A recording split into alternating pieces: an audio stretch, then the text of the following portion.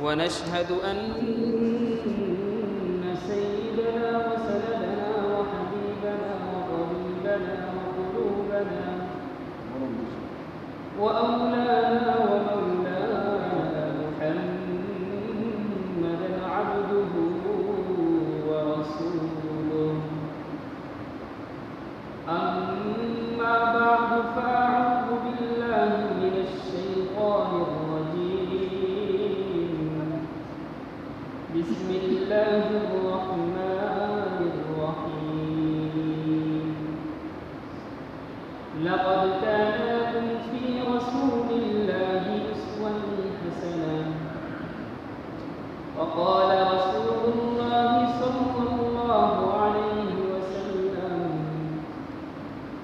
إنه خلق عظيم آمنت بالله وصدق الله وصدق رسوله النبي الأمي الكريم ونحن على ذلك لمن الشاهدين والشاكرين والحمد لله رب العالمين الحمد لله মহান রব্বুল আলামিনের শুকরিয়া আল্লাহ তাআলা আপনাকে আমাকে নেক হায়াত দান করেন পবিত্র দিন শুক্রবার জামে মসজিদে আসার জন্য তৌফিক দান করেছে এজন্য সকলে সেই মালিকের শুকর আদায় করে আলহামদুলিল্লাহ।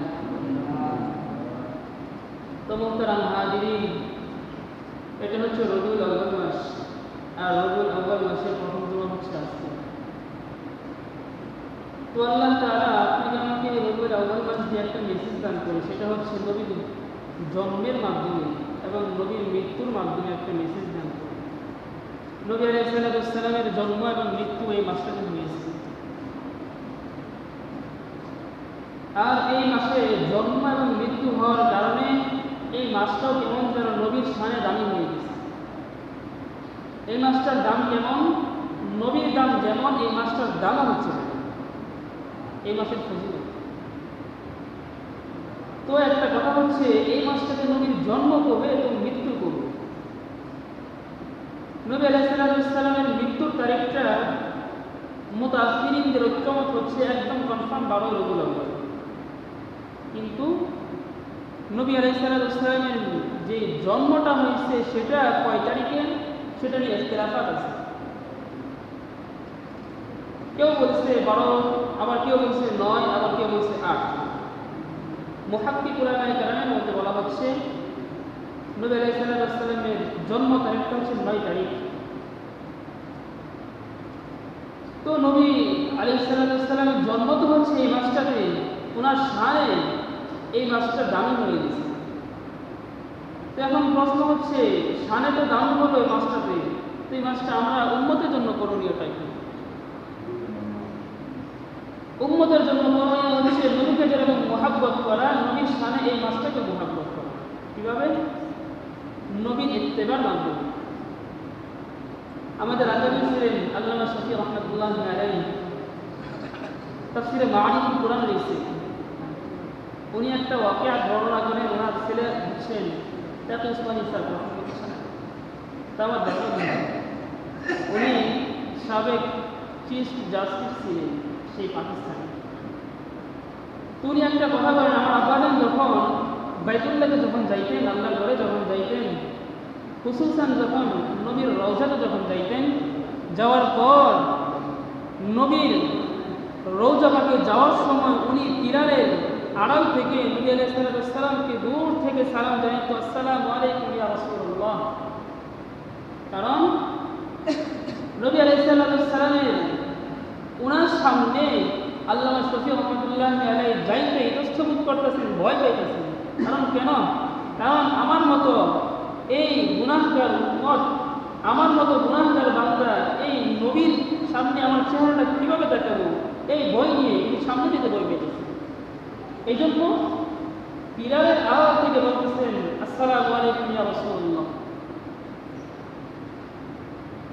ওকে আবু বিরনাকল করে যে তাকে উসমানী সাহেব উনি উনার পিতাকে জিজ্ঞেস করলেন, বাবা আপনি কেন এমন করলেন? উনি ওনার ছেলেকে বলেন, আমি যে নবীর সামনে দাঁড়াবো, আমার তো যোগ্যতা নাই, আমার তো তেমন আমল নাই, আমার তো সুন্নতের তেমন ইত্তেবা নাই। যদিও বলা হয় আমাদের আকাবিরদের মধ্যে সবচেয়ে জগৎ বিখ্যাত মুফাসসির হচ্ছে আল্লামা শফী। কুরআনের সবচেয়ে যিনি ব্যাখ্যা বেশি লিখছেন আল্লামা শফী রাহমাতুল্লাহ আলাইহি। বর্তমান জামানায় মারিফুল কোরআন, তাফসিরে মারিফুল কোরআন প্রসিদ্ধ একটা কিতাব, কোরআনের তাফসির আছে। তো উনি বলেন যে আমি যে নবীর সামনে দাঁড়াবো আমার ভয় লাগে, এই সুরত নিয়ে কেমনে দাঁড়াবো, এই জন্য সামনে যেতে পারি না। আর আল্লাহ তাআলা নবীর মাধ্যমে একটা রূপ উনার সামনে প্রকাশ করে জাহির করে বুজুর্গদের একটা কারামাত। নবীর রওজা থেকে একটা আওয়াজ আসে, শফী তুমি যতই দূরে থাকো না কেন, আমার সুন্নতের ইত্তেবা যদি তোমার মধ্যে থাকে, তুমি দূরে থাকলেও আমি নবীর কাছে তুমি। কেন? নবীর ইত্তেবা যার মধ্যে যত বেশি, সে নবীর তত কাছে। কারণ রবিউল আউয়াল মাসটা আসছে আমাদেরকে মেসেজ দেওয়ার জন্য নবীর জন্ম, আর নবীর জন্ম হওয়ার কারণে আমাদের আনন্দিত হওয়ার, এই জন্য আমরা খুশি।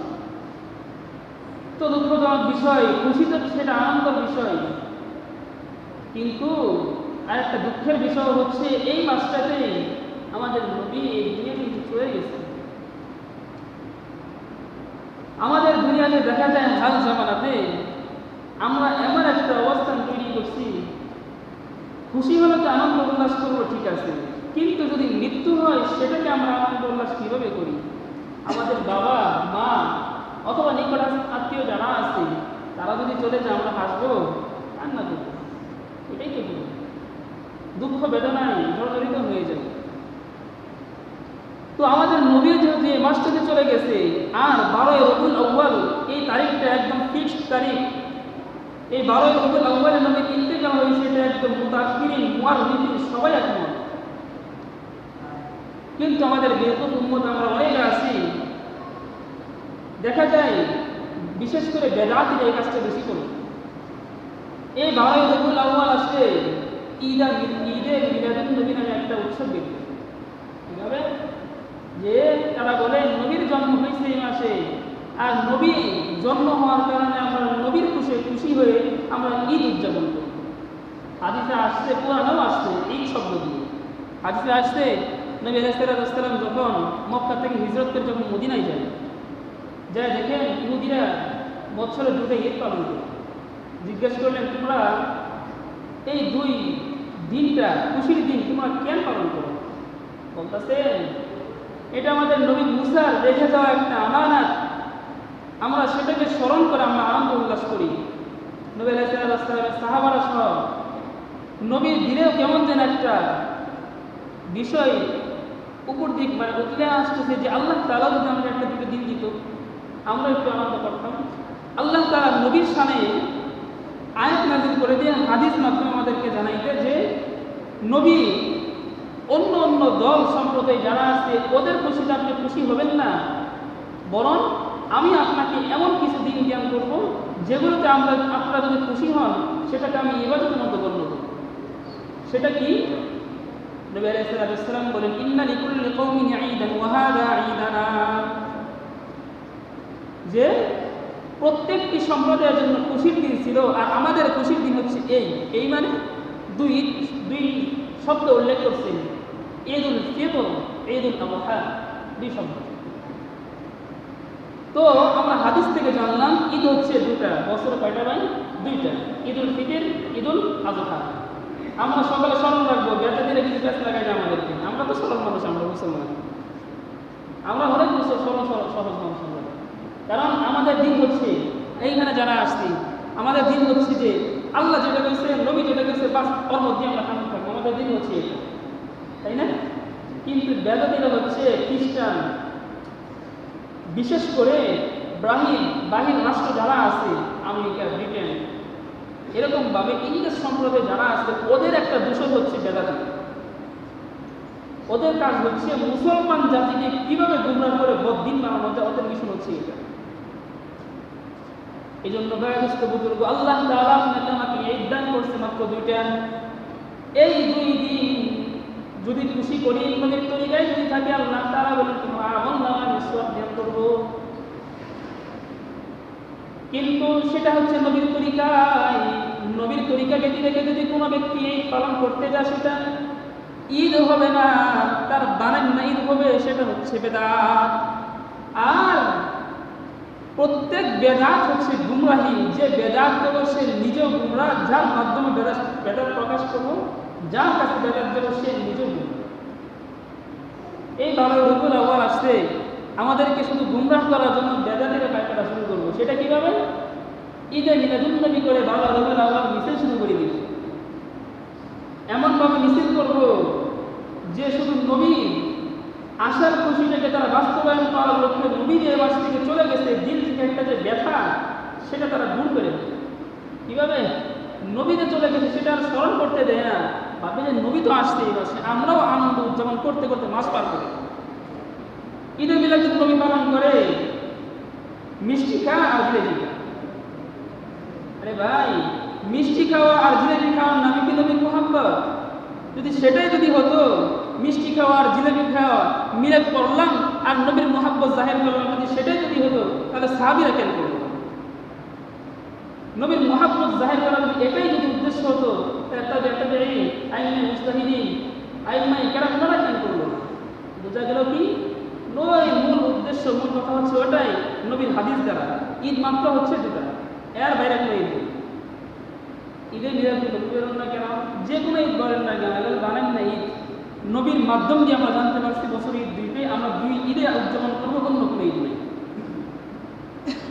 রব্বে কারীম আল্লাহ তাআলা আপনাকে আমাকে খুব স্মরণ করে বলেন, বান্দা নবীর ইত্তেবা করো, কারণ নবীর ইত্তেবা, নবীর মুহাব্বত ঈমান। কারণ নবী আসলো, যেরকম মুহাব্বত করবা, আর নবী চলে গেলে নবীর ব্যথায় আক্রান্ত হয়ে দিল থেকে তুমি কদম করবা, এটা হচ্ছে নবীর ঈমান, নবীর প্রতি মুহাব্বতে জাহির। কোন ব্যক্তির জন্য এই 2টা হালাত যদি না থাকে, সে ব্যক্তি ঈমানদার না। কারণ নবী আলাইহিস সালামের নবুবিয়্যাত, আল্লাহ তাআলার নবুবিয়্যাত যতক্ষণ চলে, নবী আলাইহিস সালামের নবুবিয়্যাত ততক্ষণ পর্যন্ত চলে। ইহা हम सब रबूबियत खुदा ताला की,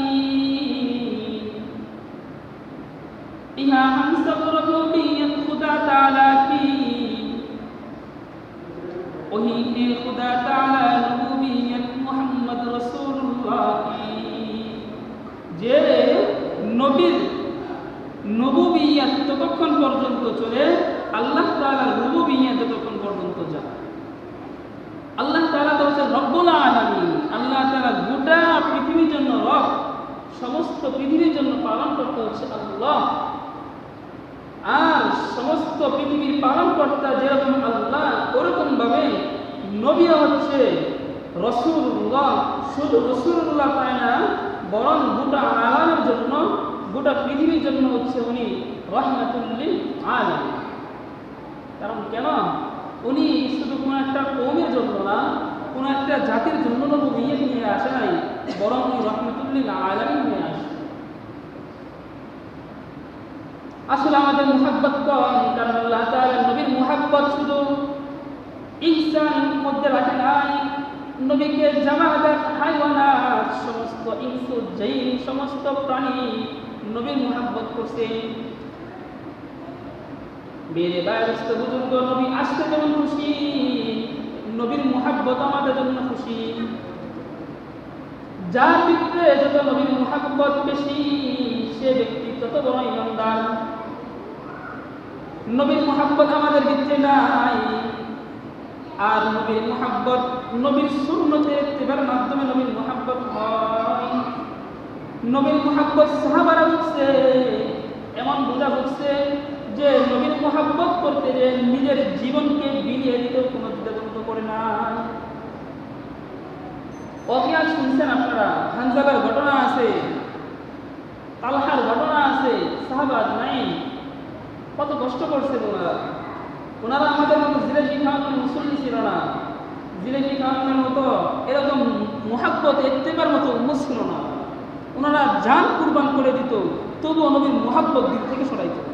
ওনারা এরকম খুশি উদযাপন করত। আমাদেরও করা লাগবে, তাহলে আমরা মোকাম্মালি আমরা ওয়াকিআত আসছে যে হানজালা এমন পরিমাণ আল্লাহ নবীকে মুহাব্বত করত, নতুন বিয়ে করছে, বিবাহ করছে, কিন্তু সে যুদ্ধের ময়দান থেকে ওয়াকিআত শুনছে যে নবী নাই, নবী নাই। তার মাজনুন হালাত, তার জরুরি হালাতকে তাহারাত করার জন্য সে দেরি করে নাই। সে যখন শুনছে নবী নাই, সে নিজের ঘর থেকে খুরুজ হয়ে আল্লাহ রাস্তায় বের হয়ে নিজের জান উৎসর্গ করে দিছে। এমন ভাবে উৎসর্গ করছে, নবী যেই দুনিয়ায় নাই, আমি সেই দুনিয়া থাকার কোনো প্রয়োজন নাই। উনার বিবি বাসার থেকে খবর পাঠাইছে, তোমরা যাও যাও আল্লাহ নবীকে বলো আমার স্বামী তো উনি তো জুনুবি হাত আছে, নাবাক অবস্থায় আছে, ওনার একটু গোসলের ইন্তজাম করো।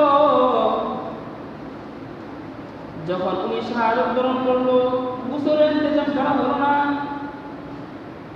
যখন নবীর কাছে যখন এই সংবাদ পৌঁছলো, নবী বললেন যাও তোমরা হানজালা তোমরা গোসল দাও। কিন্তু যখন গোসল দিতে যাবে, গোসল দেওয়ার আগ মুহূর্তে সাহাবারা যখন কাছে যায়, তার চুল মুবারক থেকে বেয়ে বেয়ে কতরা কতরা করে পানির ফোঁটা বেয়ে বেয়ে পড়ে। কেমনে পড়তেছে? কারণ যে ইশকে নবী করে নিজের ঘর থেকে নিজের জান কুরবানির উদ্দেশ্যে বের হয়ে গেছে, আল্লাহ তাআলা বলেন তুই আমার নবীর মুহাব্বতের জন্য ঘর ছাড়ছস, নিজের জীবন পরিত্যাগ করছস, তোরা আমি নাপাক করে আমার কাছে নিয়ে আসবো? তোরা তো দুনিয়াতে পাক করে আমি জান্নাতের জন্য মেহমান বানাই নিয়ে আসবো। বুঝা গেল কি? নবীর মুহাব্বত যার মধ্যে যত বেশি, সে তত বড় হচ্ছে বিশ্বাস। মুখের মধ্যে দাড়ি নাই, সুন্নতের ইত্তিবা নাই, গায়ে পাঞ্জাবি নাই, দাবি করে বিশ্ব আশিক রাসূল। দুঃখজনক বিষয়। 5 ওয়াক্ত নামাজ পড়ি না, দাইমি ফরজ যেটা সুন্নত মুখের মধ্যে দাঁড়িয়ে রাখে সেটাও রাখি না, নবীকে শাতিমে রাসূল নবীকে গালি দেয়, আমার দিনের ভিতরে কোনো একটা প্রকম্পিত আসে না, আমার দিন ব্যথায় ব্যতীত হয় না। রবিউল আউয়াল মাস আসলে মিলাদ করি, জিলেবি খাই, মিষ্টি বিতরণ করি, আর আশিকে রাসূল দাবি করি। এগুলো হচ্ছে সেই বেদাতিদের অবস্থা। তো কি করা লাগবে আমাদের? আমাদের ওই হালত থেকে চেঞ্জ করে নবীর মুহাব্বত দিলের ভিতরে জিয়াদা করা লাগবে। এটাই হচ্ছে প্রকৃত আশিকের রাসূল। ইনশাআল্লাহ বৃদ্ধি করবো ইনশাআল্লাহ, ঠিক আছে না ইনশাআল্লাহ? কারণ আল্লাহ নবী মুহাব্বত হচ্ছে ঈমান। আল্লাহ তাআলা হাদিসে বলেন, আল্লাহ নবী হাদিসের মাধ্যমে আমাদের জানান, عن أنس بن مالك رضي الله تعالى عنه أنه قال قال رسول الله صلى الله عليه وسلم لا يؤمن أحدكم حتى أكون أحب إليه من والده وولده والناس أجمعين। কোন ব্যক্তি যদি তোমার মধ্যে নবীর মুহাব্বত কামেল করতে চাও, পরিপূর্ণ করতে চাও, নবীর মুহাব্বত বাড়াও। কিভাবে বাড়াবা? নিজের পরিবার, নিজের সন্তান, নিজের মা বাপ, সমস্ত আত্মীয় স্বজন যারা আছে সকল থেকে পৃথক করে নিজের দিলকে নবীর জন্য ফানা করে দাও, নিজের মুহাব্বত নবীর জন্য বাড়াই দাও, তুমি হচ্ছে মুকাম্মাল ঈমানদার। এটা হচ্ছে হাকিকতে ঈমান। এখান থেকে একটা আমাদের কথা মেসেজ নেওয়া লাগবে, বুঝতে হবে যে নবীর জন্ম এই মাস, ঠিক আছে, তার জন্য আমরা আনন্দ করব, নবী আসছে আনন্দ করবো না? আরে যার জন্য এই দুনিয়াটাই সৃষ্টি হয়েছে, যিনি না আসে দুনিয়ায় সৃষ্টি হতো না, তো ওনার জন্য আমরা যদি তার উম্মত হইতে পারি, আমরা এই উম্মত জান্নাতে না গেলে কোনো উম্মত জান্নাতেই যাবে না, তো আমাদের সেই নবীর জন্য খুশি হওয়া দরকার না?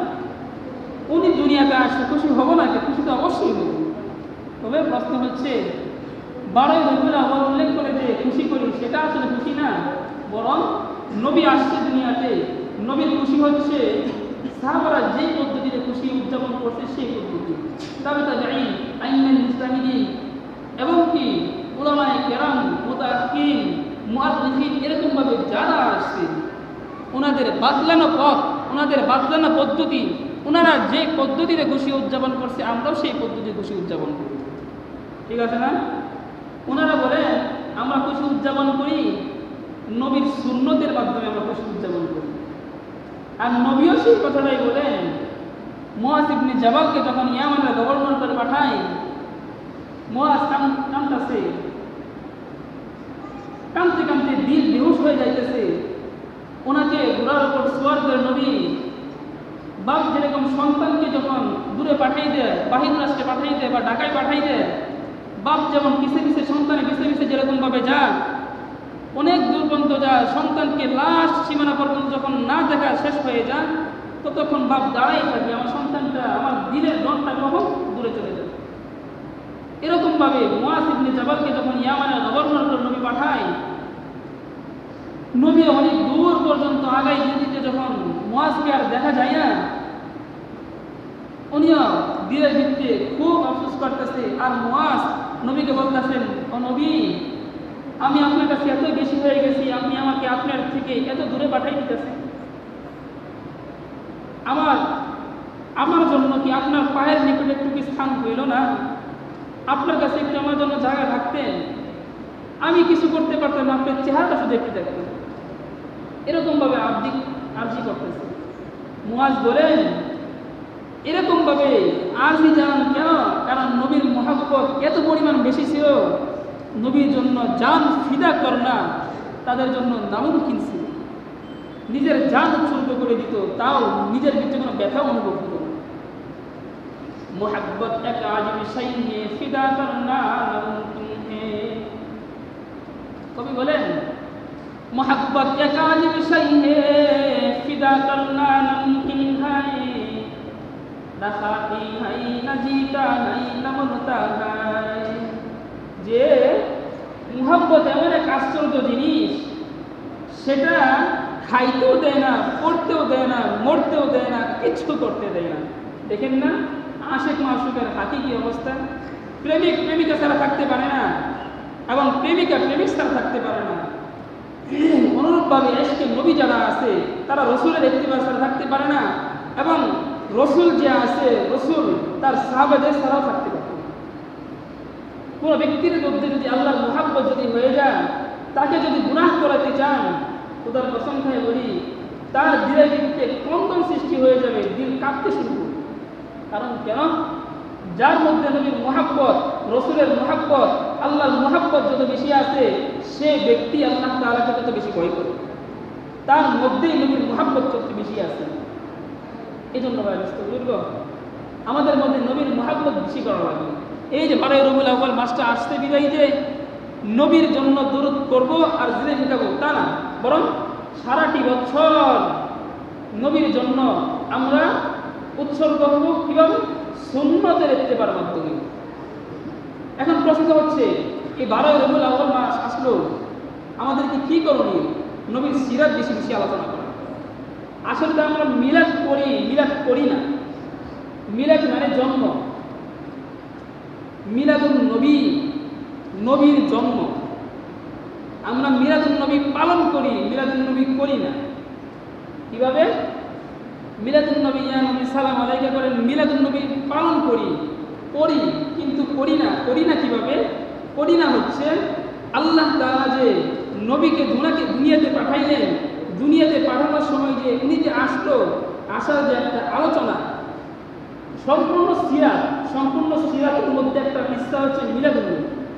নবীর জীবন, জন্ম থেকে শুরু করে একদম মৃত্যু পর্যন্ত পূর্ণটাই হচ্ছে নবীর সিরাত। আর সিরাতের একটা হিস্সা, একটা অংশ হচ্ছে মিলাদুন নবী। আমরা সেই মিলাদুন নবী পালন করি কিন্তু করি না কিভাবে? নবীর সিরাত আলোচনা করি না। কারণ ইয়া নবী সালাম আলাইকা বলে যদি জিন্দেগি ভর পার করে দেন, নবীর শানে সেই মুহাব্বত আসে না। হাদিসের মধ্যে নবী জানান, এই শব্দ যদি প্রয়োগ করেন নবীর শানে বিয়াদবি হয়। কিভাবে? ইয়া নবী, হে নবী ডাক দিলেন। কোন এক সম্ভ্রান্ত ব্যক্তি, দেশের রাষ্ট্রীয় প্রধান যদি সামনে আসে, আপনি বলবেন হে রাষ্ট্রপ্রধান, বুঝতে পারবেন? কষ্ট পাবেন, এবং কি আপনার প্রতি কিছু একটা কঠোর নির্দেশ আসতে পারে। যদি সম্মানসূচক কিছু শব্দ প্রয়োগ করেন, মানে খুশি হয়ে যাবে। আল্লাহ তাআলা নবীর শানে সম্মানসূচক শব্দ প্রয়োগ করছে, যেটা নবী আমাদেরকে হাদিস দ্বারা জানায়। নবী বলেন আল্লাহুম্মা। আল্লাহুম্মা আরবি গ্রামারের পরিভাষা হচ্ছে সম্মানসূচক শব্দ। আল্লাহুম্মা অর্থ হচ্ছে হে। আল্লাহুম্মা সাল্লি আলা মুহাম্মদ।